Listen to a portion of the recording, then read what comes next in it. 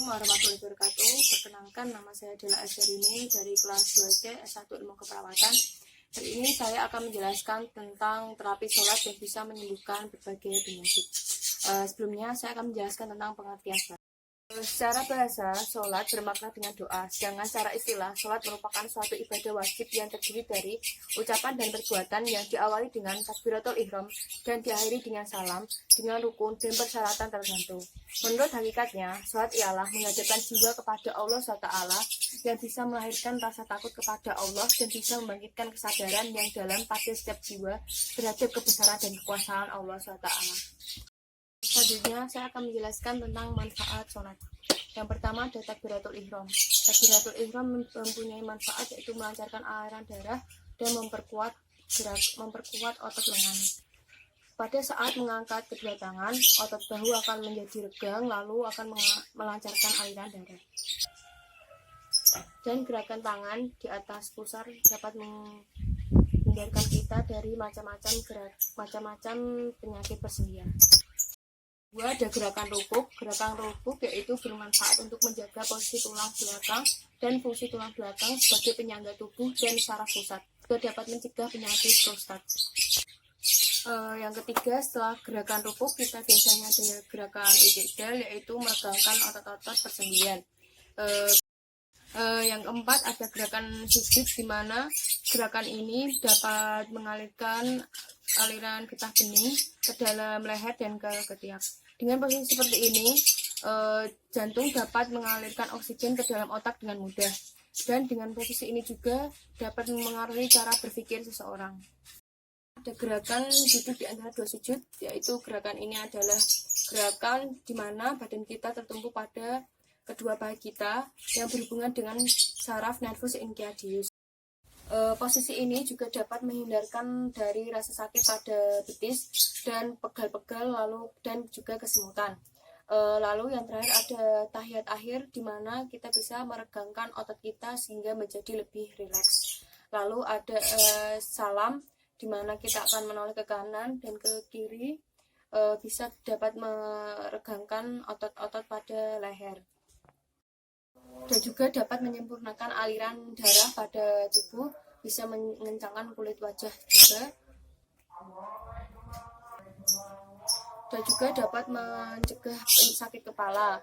Lalu juga dapat mengaktifkan perangkat pencernaan, dan juga dapat memperbaiki perangkat jaringan hati, dapat menghilangkan nervous, lalu juga dapat menguatkan perangkat pencernaan, lalu menguatkan otot dan mengubah kelenturan pada otot, menambah kekebalan pada tubuh sehingga dapat terhindar dari berbagai macam penyakit, meningkatkan stamina tubuh dan otak, mempertajam pikiran dan kecerdasan, lalu membuat diri lebih positif dan berani, menambah vitalitas dan aktivitas.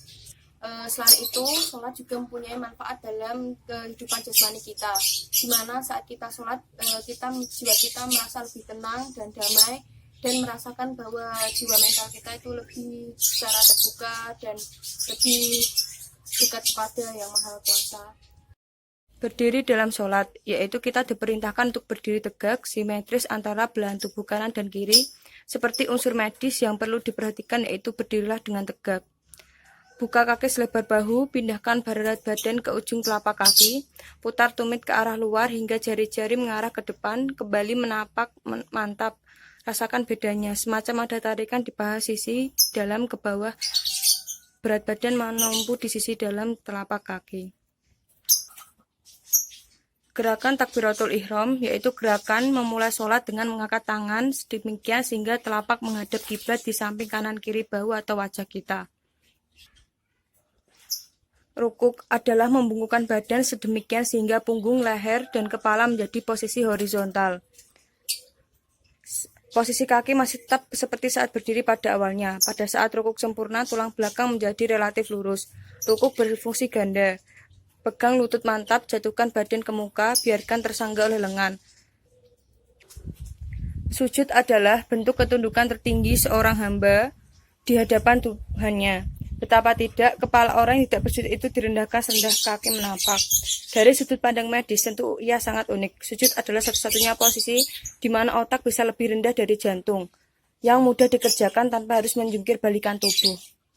Duduk dalam sholat yaitu al-qodah atau julus adalah posisi duduk dalam sholat yang sangat unik. Posisi tersebut dapat menghentikan aliran pembuluh darah utama di tungkai, sehingga menambah debit aliran darah ke otak dan organ dalam lainnya.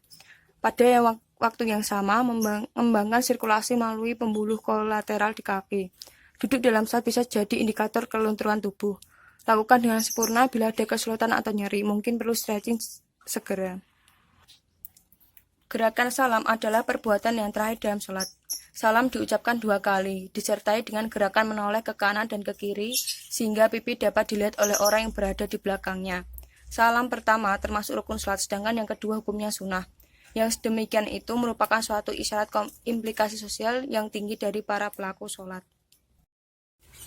Dalam terapi sholat kita bisa menyembuhkan beberapa penyakit, diantaranya dapat melancarkan aliran darah pada tubuh kita, dapat meningkatkan kecerdasan dalam otak pada kita, lalu dapat melancarkan aliran kelenjar getah bening, jantung juga dapat terpompa dengan lebih baik, dan oksigen dapat otak dapat menerima oksigen dengan lebih baik, dapat menghilangkan hipertensi pula.